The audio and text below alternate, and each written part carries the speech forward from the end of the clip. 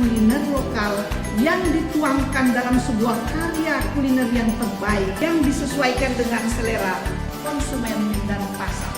Demikianlah beberapa hal yang dapat saya sampaikan.